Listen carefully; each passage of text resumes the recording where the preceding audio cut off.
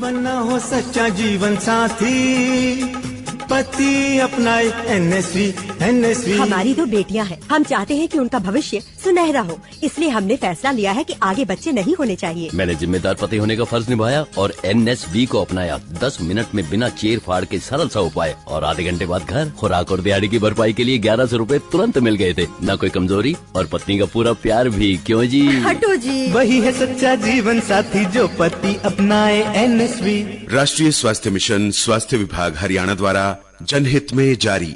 एक व्यक्ति जिसकी सुनने की क्षमता दोनों कानों से सामान्य से कम यानी 25 डेसिबल से कम हो तो उसे बहरापन है। बहरेपन के मुख्य कारण: जन्म से सुनने में दोष, कान में संक्रमण, कान में मैल, कान में चोट लगना, ज्यादा शोर अथवा तेज संगीत सुनना। बहरेपन के मुख्य लक्षण: आवाज की तरफ न मुड़ना, बातचीत के दौरान शब्दों को दोहराने के लिए बोलना, नजदीक से बोलने पर शब्दों को ना समझ पाना, टीवी एवं रेडियो को ऊंची आवाज में सुनना। राष्ट्रीय स्वास्थ्य मिशन, स्वास्थ्य विभाग हरियाणा द्वारा जनहित में जारी। नमस्कार, ये आकाशवाणी चंडीगढ़ है। अब आप रतिका से प्रादेशिक समाचार सुनिए। पहले इस बुलेटिन के मुख्य समाचार। आज 25वें करगिल विजय दिवस पर देश भर में सेना के वीर सपूतों के बलिदान को याद कर उन्हें श्रद्धा सुमन अर्पित किए गए। प्रधानमंत्री नरेंद्र मोदी ने आज द्रास में करगिल युद्ध के नायकों को श्रद्धांजलि दी और हाल ही में हुए आतंकवादी हमलों के लिए पाकिस्तान की आलोचना की। हरियाणा के राज्यपाल बंडारू दत्तात्रेय ने चंडी मंदिर सैन्य स्टेशन में शहीद सैनिकों को पुष्पांजलि अर्पित की। लद्दाख में शहीद हुए नायक गुरप्रीत सिंह का अंतिम संस्कार अंबाला जिले के शेरपुर गांव में पूरे राजकीय सम्मान के साथ किया गया। और पेरिस ओलंपिक खेलों की आधिकारिक शुरुआत रात 11 बजे आयोजित होने वाले उद्घाटन समारोह से होगी। अब समाचार विस्तार से। आज 25वें करगिल विजय दिवस पर देश सेना के वीर सपूतों के बलिदान को याद कर उन्हें श्रद्धा सुमन अर्पित कर रहा है। प्रधानमंत्री नरेंद्र मोदी ने आज द्रास में करगिल विजय दिवस की 25वीं वर्षगांठ के अवसर पर इस युद्ध के नायकों को श्रद्धांजलि दी। इस मौके पर प्रधानमंत्री ने कहा कि लद्दाख की ये महान भूमि करगिल विजय दिवस की 25वीं वर्षगांठ की साक्षी बन रही है। उन्होंने कहा कि करगिल विजय दिवस हमें ये बताता है कि देश के लिए दिया गया बलिदान अमर है।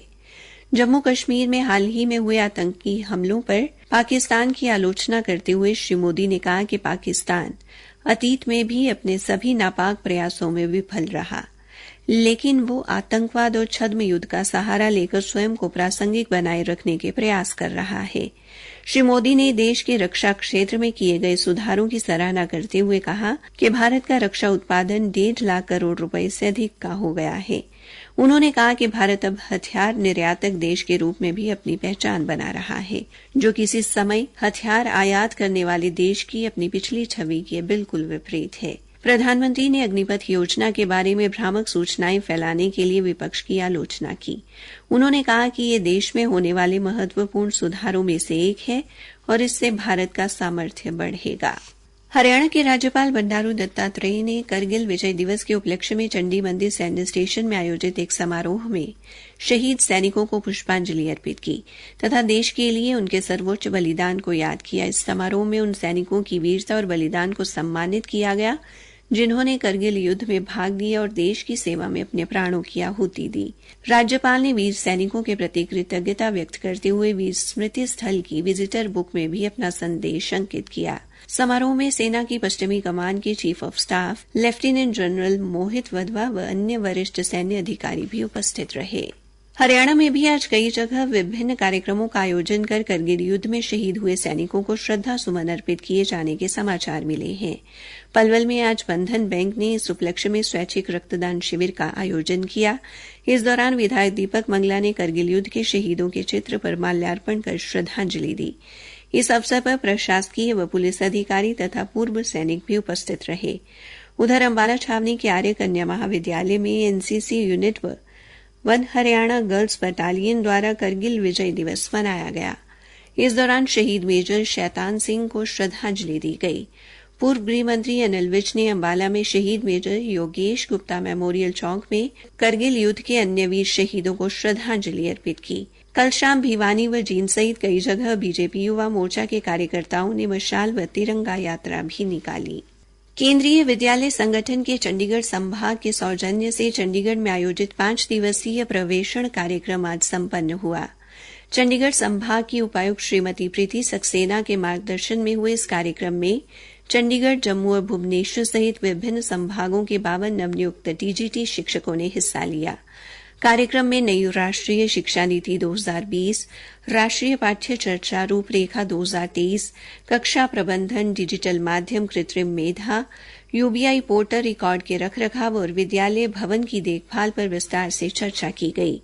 इस दौरान व्यावसायिक एवं रोजगार परक शिक्षा को बढ़ावा देने पर बल दिया गया। प्रादेशिक समाचार आकाशवाणी चंडीगढ़ से प्रसारित किए जा रहे हैं। लद्दाख में शहीद हुए नायक गुरप्रीत सिंह का अंतिम संस्कार आज अंबाला जिले के शेरपुर गांव में पूरे राजकीय सम्मान के साथ किया गया। भारतीय सेना की 146 LTA TSP रेजिमेंट के जवानों ने मातमी धुन के साथ हवा में गोलियां दाग हथियार उल्टे करके शहीद को सलामी दी। प्रशासकीय, पुलिस व सेना के अधिकारियों ने शहीद के पार्थिव शरीर पर पुष्प चक्र भेंट कर श्रद्धांजलि दी। सेना के अधिकारियों से मिली जानकारी के अनुसार गुरप्रीत सिंह लेह लद्दाख में 4 लद्दाख स्काउट्स यूनिट में ड्यूटी पर तैनात थे। ड्यूटी के दौरान गश्त करते हुए पैर फिसलने से बर्फीले पानी में गिरने से वो शहीद हो गए। पेरिस ओलंपिक्स आज से शुरू हो रहे हैं। सीन नदी के किनारे रात 11 बजे आयोजित होने वाले उद्घाटन समारोह के साथ खेलों की आधिकारिक शुरुआत होगी। इस वर्ष पेरिस ओलंपिक्स में 1924 के ओलंपिक खेलों की शताब्दी का जश्न मनाया जाएगा। पेरिस में वर्ष 1900 में दूसरे ओलंपिक खेल आयोजित किए गए थे। लगभग 100 साल पहले 1924 में भी पेरिस ने खेलों की मेजबानी की थी। पेरिस ओलंपिक खेलों में कुल 115 खिलाड़ी भारत का प्रतिनिधित्व कर रहे हैं। इन 115 खिलाड़ियों में से 25 खिलाड़ी केवल हरियाणा से हैं। हरियाणा के मुख्यमंत्री नायब सिंह ने प्रदेश व देश के अन्य खिलाड़ियों को ओलंपिक जाने पर शुभकामनाएं देते हुए खेलों में उनके उत्कृष्ट प्रदर्शन की कामना की। मुख्यमंत्री ने कहा कि 2% जनसंख्या वाले हरियाणा से 22% खिलाड़ियों का चयन प्रदेश के लिए गर्व की बात है। उन्होंने आशा व्यक्त की कि सभी खिलाड़ी प्रतियोगिताओं में शानदार प्रदर्शन करेंगे और विश्व में भारत का मान सम्मान बढ़ाएंगे।